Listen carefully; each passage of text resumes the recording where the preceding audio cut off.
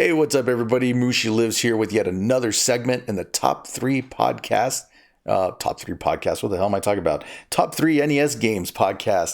I have my good friend here with me, DracTactics, who actually you might remember joining us in the Metal Gear Solid podcast, plugging in past podcasts. That's what I got to do.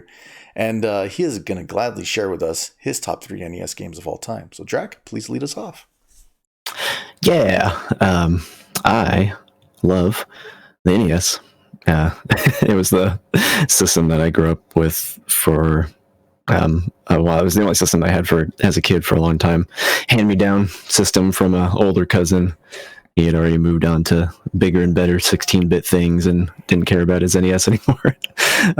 Lucky for me and my sister, we had our NES, or the NES library that we were handed down was pretty awesome. He had like 25, 26 games or something like that, and like some obscure stuff, really good things, lots of Nintendo classics. So I feel like I had a good growing up on NES games, and then when I started collecting later, got into more of them that I wanted to track down. Mm-hmm. But yeah, all three of them are for ones that I had when I was a kid that were handed down to me from my older cousin.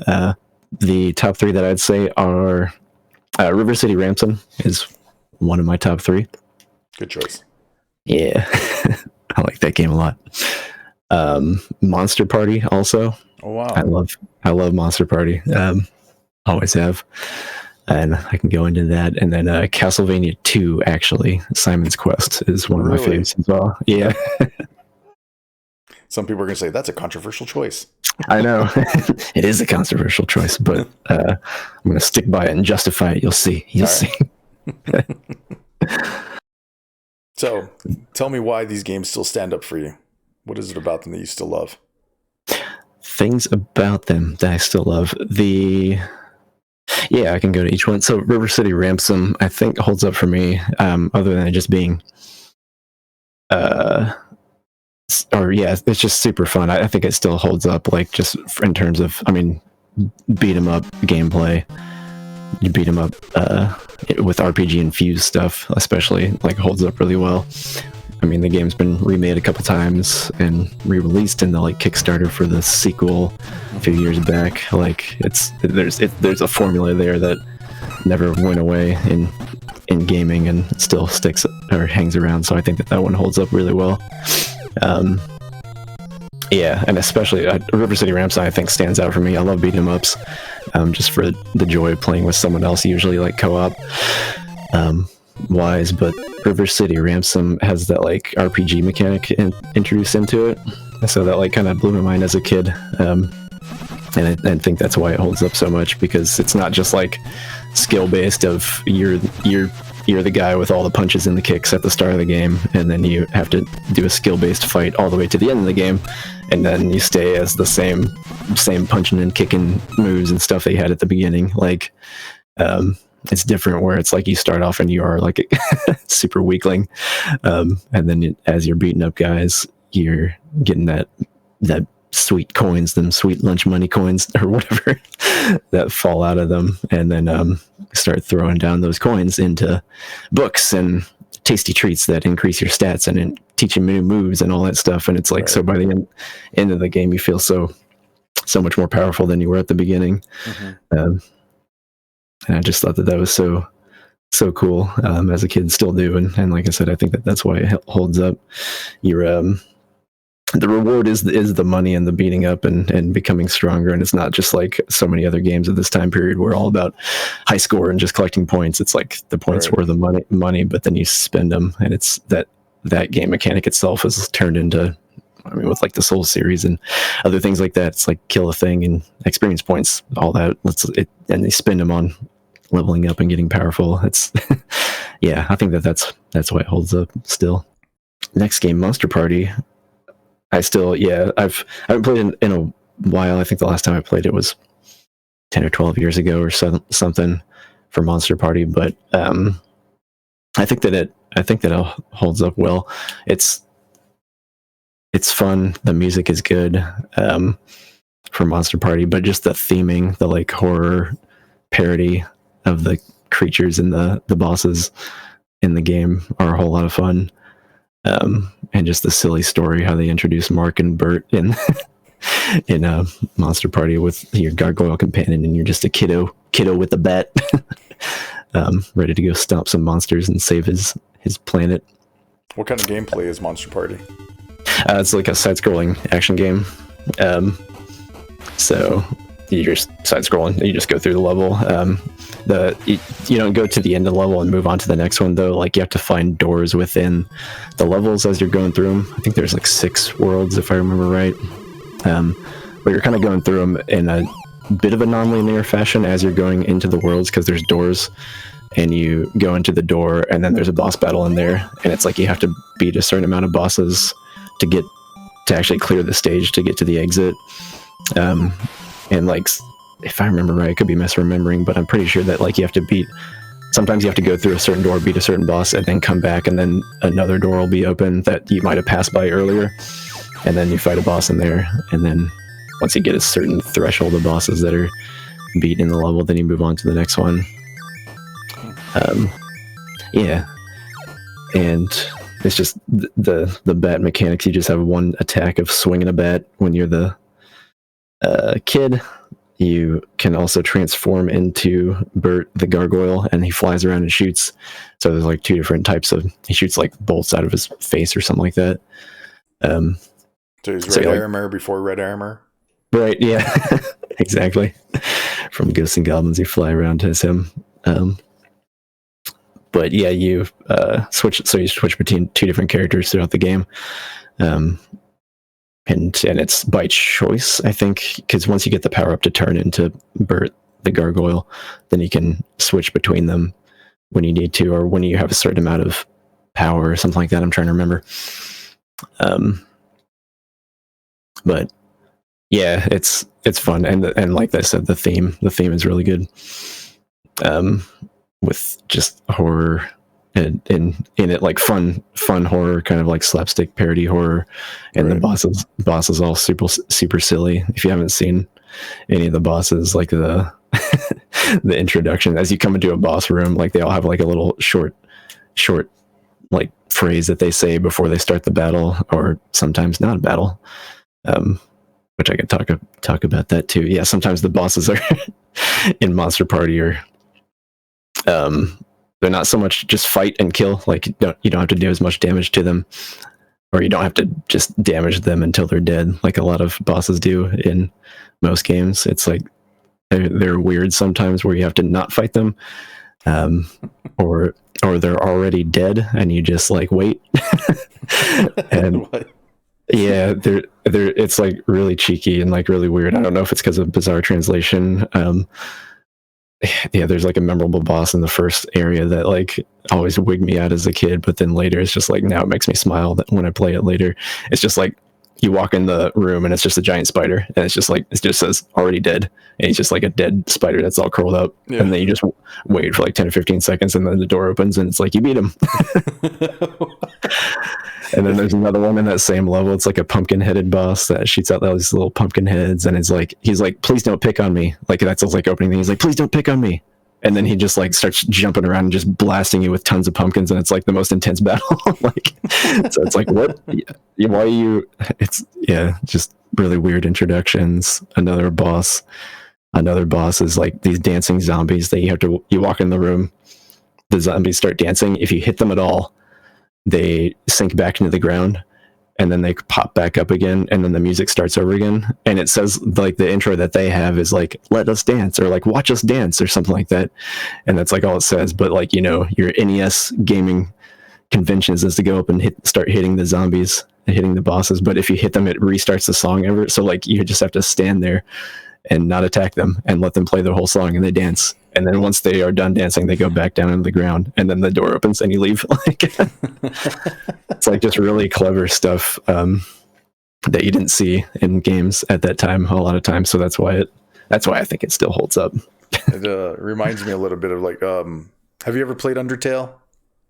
Not yet. No, I need to. I honestly haven't played it either, but I've watched a lot of gameplay video, and it's like that. It seems like that with the bosses and things, where the way you fight bosses or deal with bosses is like, it seems to be a lot of choice. And even though you can attack the bosses, you can also choose not to attack the bosses, and it leads to different things. Like the pacifist mode. Yeah. And like you said, you don't see a lot of that in games. A lot of it's just, hey, you see a boss, you attack it. Start attacking, until it dies or whatever. But but that it was doing it on NES Monster Party. I know. I wonder if Undertale has some sort of inspiration from that, aside from a lot of other games they've named as their inspiration. So what about your controversial pick, Castlevania 2? Castlevania 2, honestly, it's hard to recommend it to someone that hasn't played it once before with a guide. It's hard to recommend it to someone straight out the normal, NES game, just because of how confusing it is and how hard it would be to get through without a guide. So my first time through it, I mean, it baffled the shit out of me as a kid, but that didn't stop me from playing it because it's all I had for a long time. So I just go back into it and just try to figure out what the heck. And I barely made any progress. I remember getting through one of the mansions as a kid, and it was just I was like, holy crap, what an accomplishment. It felt so good after figuring out how to get to the mansion and get through it, because of the unhelpful hints and just how obtuse so many of the puzzles are in the game. It was seemingly made to just be paired up with the Nintendo Power, with your copy Nintendo Power, so you could actually get through it. That's how they got you to buy a subscription. Yeah, that's what it almost seemed like. And so I think that the people that probably had a Nintendo Power, or kids that had friends that knew how to do things in it already,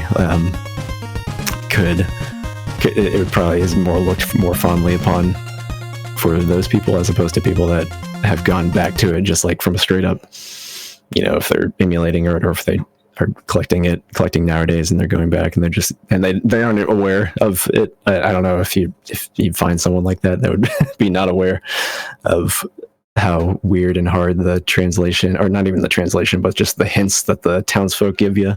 Well, in Castlevania 2. Is Castlevania 2 the one where you have to find Dracula's body parts? Yes. Yeah. Okay. Yeah. I remember reading about how those translations weren't very good, and so they had very cryptic clues as to where to find his body parts, and that's what made it difficult. Exactly, yeah. Basically, townsfolk will give you hints and clues like any other RPG, but they're either absolutely wrong, they're very cryptic, they're not quite right, or the straight up liars. The reason why the villagers did that? What? They were worried you're going to resurrect Dracula. Right. They're just trying to protect themselves. Exactly. There's some weird secret lore that Castlevania fans go into where it's just all the townsfolk are corrupted by Dracula. They're already under his influence, so that's why they give you the lies and try to steer Simon off his quest. And oh, really? Okay, that makes sense. Yeah, which I could see that.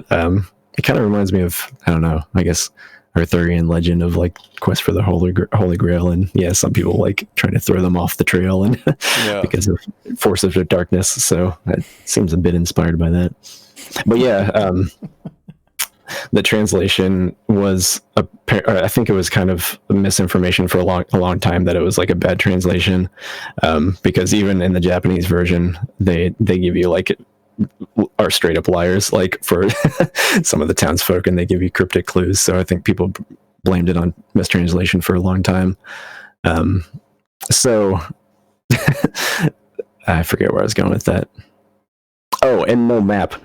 The game is non-linear. It's not like the regular Castlevania games where you go from one stage to the next. Mm-hmm. It's you're bouncing around all over the place, all over the villages of Transylvania, different villages, trying to piece together, grab the parts to find these mansions, or find the mansions to get the parts of Dracula, right, to put him back together, to resurrect him, to kill him again, to stop your curse. And so it's like a proto Metroidvania. It's the precursor to Symphony of the Night and the rest of the Castlevania RPG series. the Metroidvania style ones in that sense, because you can tackle towns however you want. You can wander around the countryside and like level up from different screen to screen, and then eventually you'll find a way to get into the mansion by piecing together clues to doing certain things, really obtuse things sometimes to get to them. But the original Japanese manual had a map that showed the connection. So it would like name like a bridge and name a countryside or, forest. It would name a whatever. And then it would show like, it was like all hand drawn, but it like showed like the towns and how they piece together so that you could like kind of think in your head, if you're looking at the map, like, oh, I just left this town and now walking through a forest, I might be ending up at this town eventually if I go a couple screens more. Right. But the US manual for the NES did not have a map. And so that makes it even harder, which once again, and usually the Japanese games are supposed to be harder, and we're supposed to get the easier stuff. Yeah. Not the case for this one. But yeah, once again, you needed the Nintendo power or someone that knew.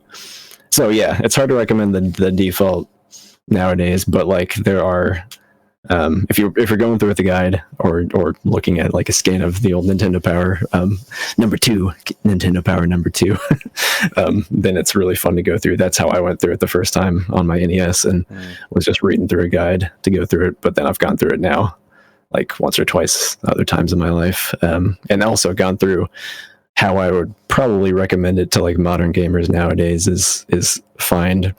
There was a popular one for a long time called Castlevania Assignments 2 Redacted. It's a ROM hack that like changes around the villagers' hints so that they actually make sense and they help you.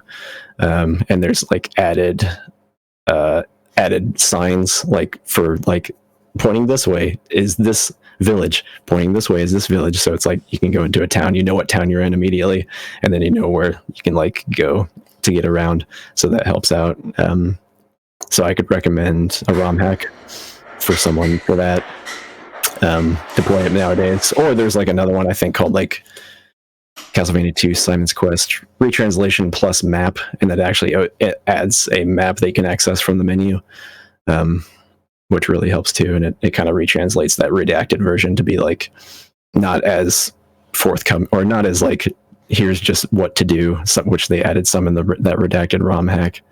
The retranslation kind of makes it so it's a still kind of a little bit vague and a little bit cryptic, but not as bad. And then there's no like straight up liars. So that's how I'd recommend it nowadays. But it's worth it to see the beginnings of the Metroidvania genre, I would say. I think I'm glad you took the time to go over all that, because it's definitely one I haven't played, and I don't know if I'm ever going to. But I do remember hearing about all those issues and then watching speedrunners go through it, because even as a speedrunning game, it's like you got to know where everything's at, because there's very little in there to help you out. Yes, that is very true. So then, how would you say these 3 games help shape your gaming preferences of today?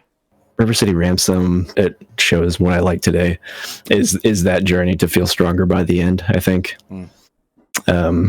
Like starting off as the weakling beat 'em up guy, and then by the end of it you like have legit increased all your stats and you have like legit new moves by the end of it, that just make you feel awesome by the end. I think that's important. I mean, I love the Souls series, and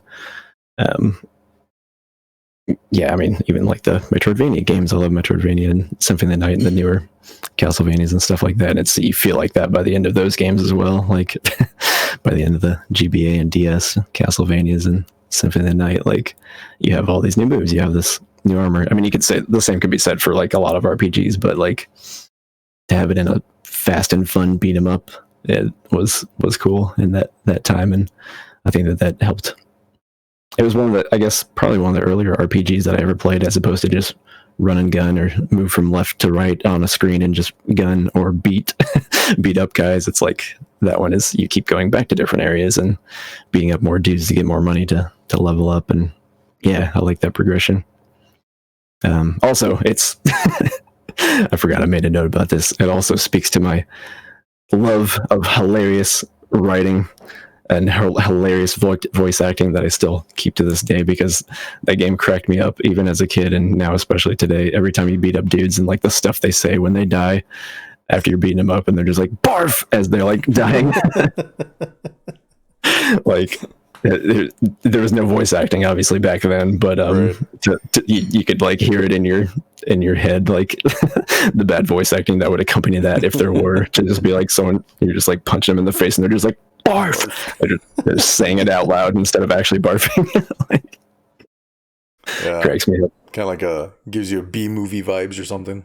Yeah, like a bad kung fu movie or bad kung fu dub or kung fu movie dub or something. So yeah, that's what River City Ransom means to me today. Monster Party, I think, was important for me. I kept coming back to that game as a kid over and over again, just because I love horror so much nowadays, and that game has some like disturbing imagery in it, but it's also kind of under a sheen of like, yeah, horror parody, and kind of like silly horror, slapstick horror. But like it's all packaged in an NES game. So that one of the cool things, I don't know if you've seen Monster Party, Mushi, but so like the opening like starts off with like a bunch of cutesy things, like almost like saccharine, like way too cutesy. Like all the sprite sheets have like really like happy little faces on like the grass on the bottom.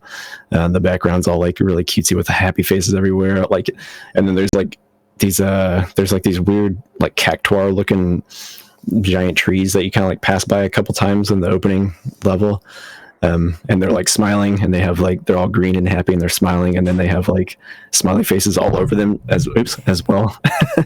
And then like you pass by like 3 or 4 of those as you're like going through the first area, and then all of a sudden like you like get to halfway point of through one of those trees, and all of a sudden the like the sound and the screen goes and it like swaps to like the like evil world, which is how the game apparently looked all the time. I think in the Japanese original, I could be wrong about that, but it's got like skulls everywhere now and blood dripping down, and like the trees are like evil and like have evil faces, and like it's just like blood everywhere. All the monsters changed. Like there's no longer these other certain enemies that were before, and now they're like weird dogs with like man faces on them, and like it just swaps to like a completely different color palette. It's all blood and red and scary and like skulls and blood, and I was just like, oh my god, this like it stuck out to me so much as a kid. And yeah, I don't know if that was to get past the censorship of Nintendo, because like it seems weird that they would just play like 40 seconds into the first game and be like, okay, it's approved, seal of approval, but like maybe I don't know. Yeah. So like that subverting like your expectations and kind of like hiding horror inside of other things, like I really love that in any game. I'm like a big fan of creepy gaming, like subreddits and creepy gaming, like YouTubes and creepypastas and stuff like that, where it's just like you're playing one thing and then all of a sudden there's like this hidden deep horror within it that you may not find, and then like Monster Party kind of plays with that idea like at the opening there, and that always stuck with me. And then Castlevania 2, for what it says about me, kind of like it taps into something that is one of the things that I love the most about games, and talking about games and growing up with games, was like rewarding exploration, unconventional exploration, and kind of tying it into like tying it into a community of like people that you know also play games and like games, like starting as a kid, like schoolyard rumors, and then like as you get older, just like talking with I guess as we got older, the internet kind of ruined it. So before pre-internet times, sorry, is what I'm trying to say. Yeah. Of like sharing secrets and how to get through games. Sometimes they result in something that's actually in the game. Sometimes they do result in just like straight up rumors. Since the Castlevania 2, like there's so many super obtuse things that you have to do in that game to progress. Like you've probably seen one of the more famous ones where you like have to crouch. It's one that stuck out to me when I was playing through for the first time. I had to crouch down You like go to the other side of the lake, get on this one spot, crouch down, and just hold down for like the longest time. Yeah, I know what you're talking about. Yeah, and then it's like the whole screen all of a sudden like shifts down, and then you can like go down below the lake and like go to a whole other level, like a whole other screen underneath the lake, even though it looked like a death lake beforehand where you just fell into it and died.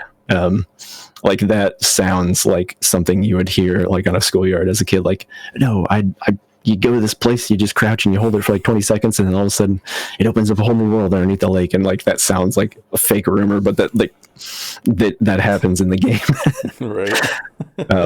So like to do something like off the wall, in a totally out of the box fashion, like in an already non-linear exploration game, like, and to have it like a reward come from it. So many of the things in that game are built like that, which I just absolutely love.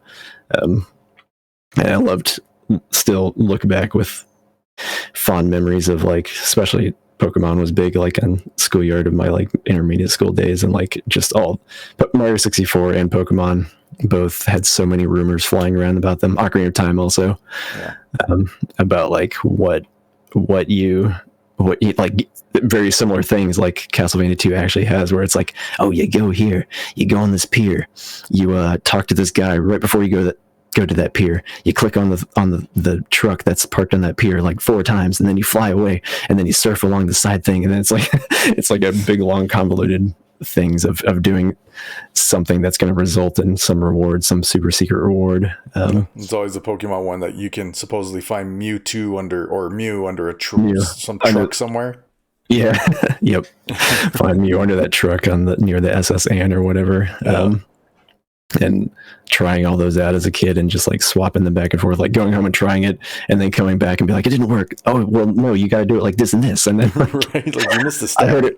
Yeah, I heard it from this person. They have to do this and add this step. And it's like so many things in Pokemon are like that. So many things about Mario 64 and Zelda games were like that as a kid.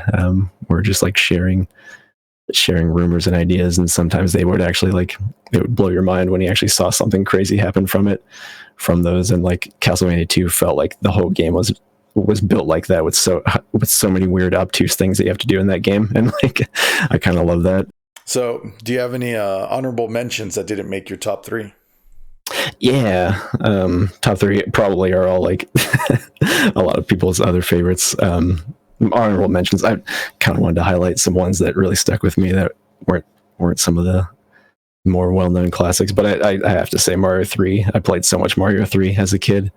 A lot of good memories tied to that with me and my sister, of like playing the multiplayer, like playing it 2-player and then like going into clicking on the same square or whatever on the map and then like doing the Mario arcade version and just like playing so many hours of that, and sharing secrets back and forth with like her and other people that have played the game. Kind of wraps into what I was just talking about, because there's so many secrets that seem like you could hunt down in that game. Playing that game with my mom, like it was one of the few games I got to play with my mom on the NES as a kid, so I've got just a lot of good memories for that game, aside from it being a fantastically made game with out of this world level design and music, and influencing the Mario series from there on out like very heavily. Mario 3 was a close one there. Metroid, the first Metroid as well. I had that one is I mean, obviously that's like one of the earlier Metroidvania like introduction to that genre, but like that one is almost too obtuse in a way. With like how the map, just you need to have like a map as you're going through that the first time. Like I feel like unless you just want to just bomb random squares throughout the whole game. Like I love it and I beat it. I think I've only beat it once, but like, yeah, I really liked it, but I did have to go through it with just like a ASCII map that I printed out from the internet back in the day. An ASCII map? Yeah, that someone built or whatever, where it's just like brackets and then bomb here, and then you can go down to the rest of the new area or whatever. And it's just like, it's such a cool game, and that concept is really cool. But yeah, it's like my only complaints about it are like the bombing random squares to get to the rest of the areas. It doesn't feel like you're piecing together like random hints and I don't know, random hints from. There's no NPCs or anything giving you hints. It's just a matter of getting lucky and finding it. Yep, exactly that. Yeah. But yeah, I do like Metroid and the spacey atmosphere of it. It's really cool that they were aiming for aliens vibe with the first one. I mean, Super Metroid did that. I think it did that what they were aiming for in the first game like so much better. So it almost invalidates it. But there's still something there in the first Metroid for NES. The fact that they did it on NES and how big that game is. Yeah. And then probably the third honorable mention I would say would be Dragon Quest III. I really like Dragon Quest series in general. 3 is such a huge game. Also, like another marvel for fitting it on an NES cartridge, I feel like. For those of you at home, Dragon Quest in America at the time was called Dragon Warrior. Yes, so, Dragon Warrior 3, just in case you guys ever look for it. Right. Yeah, if you want to find them on US release, NES, Dragon Warrior 1, 2, 3, and 4 are all on NES. Right. I put it as an honorable mention because I actually never played it on NES, or I didn't play it first on NES. I've messed around with it on NES since then. But when I first was introduced to the Dragon Warrior series, it was the Game Boy Color remakes of 1 and 2, and then 3, and like getting to 3 on that, I was just like, holy crap, this game is amazing. And it's another thing where it goes through and you go through the whole game, and then it opens up to like a whole other like last half of the game that it didn't seem like was going to be there. It seemed like it was going to end, and all of a sudden it was like, oh my god, there's a whole last half of the game, and it keeps going. And just how epic that felt, and the real ending of the game is so memorable. I experienced it on the Game Boy Color first, and it's one of my fave games. So honorable mention. Cool, very good choice. I remember I still have the Nintendo Power that came with. Well, I don't have the magazine anymore, but I have it came with a mini guide on the original Dragon Warrior, and it's only like a 6-page mini guide. But I never played the original Dragon Warrior games. But I love the artwork so much and the look of the game that I kept it, and I kept looking, and I really wanted to play it, and I never had a chance as a kid because, it was not one of the games that my parents bought me for my NES. Yeah. And but I still have that. That little strategy guide. That's awesome. It's got the Akira Toriyama's artwork in it, I guess, probably. Yeah, I mean, did he do the artwork for the original games on the NES? Yeah, okay. From the first one. I don't know if it's his artwork then, because the artwork on there looks more in line with what you would see in Dungeons and Dragons. Oh, really? Okay. I'm wondering if they hired someone else to do the artwork for the strategy guide, and I think that's part of the reason why I kept it, because it looks so, there's this necromancer on the cover of this cowl, and he's doing this, and you can't see his face, and then but it looked really, really cool, and so I really liked it.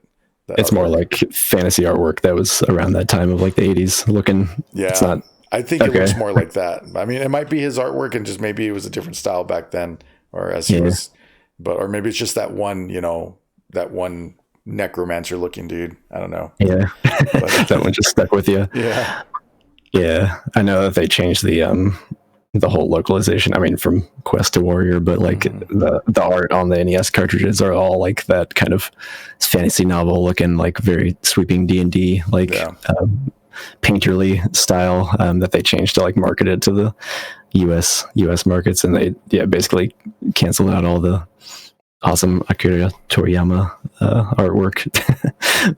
All right, well, thank you, Drac. I really appreciate your time and you making just sharing all your little anecdotes, especially the personal stuff. I think what a lot of people fail to understand when it comes to gaming, especially for those of us that are so involved in it, is very much as part of our personal journey. I think that's why, those games stick with us for so long, especially the ones from our childhood. There is a nostalgia factor, but like you said, being able to play those games with your family, like you said, your sister and your mom, and goes a long way towards making those games stick with us, and we want to relive those moments. And I think that's why we keep gaming. Absolutely. Yeah. I would agree. Oh, I'm glad to share it. Happy to share them. I love sharing memories and stories surrounded by gaming. So much of my life has been tied into it. So yeah, you and me both, sir. happy to share them with you. Well, thank you. And just so you guys know, DracTactics is an excellent streamer on Twitch. You guys can check him out. I'll have it down here at DracTactics. He also has a Twitter, same name, DracTactics. I'll put them both down there, and they'll also be in the description for you guys. Please check him out. Plays a lot of great retro stuff.